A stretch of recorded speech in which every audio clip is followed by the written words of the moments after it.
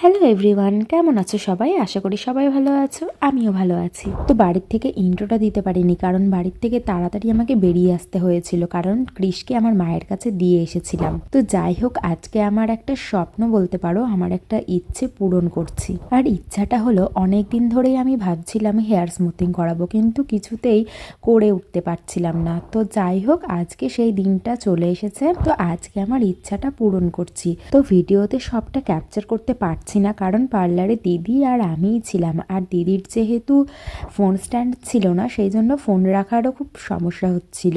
তো সেই জন্য যেটুকু পেরেছি সেইটুকুই তোমাদের সাথে শেয়ার করেছি। আর দেখো, হেয়ার স্ট্রেট করে পুরো একদম আমাকে নায়িকার মতো লাগছে। যাই বলো না কেন, হেয়ার স্ট্রেট করে পুরো লুকটাই চেঞ্জ হয়ে যায়। তো অনেকের কাছে শুনেছি হেয়ার স্মুথনিং করলে বা হেয়ার স্ট্রেট করলে হেয়ার ফল হয় বা হেয়ারে অনেক ধরনের সমস্যা হয়। তো দেখা যাক, ইচ্ছাটা তো পূরণ করলাম, তারপরের রিভিউটা তোমাদের অন্য ব্লগে শেয়ার করব যে আমার হেয়ারটার কি প্রবলেম হচ্ছে। আর যদি কোনো প্রবলেম না হয় তাহলে তো বেঁচে গেলাম। যাই হোক, লাস্ট আর ফাইনাল লুকটা দেখো একবার, আমার জাস্ট হেয়ারটা একবার দেখো কতটা স্মুথ হয়েছে আর কতটা শাইন দিচ্ছে।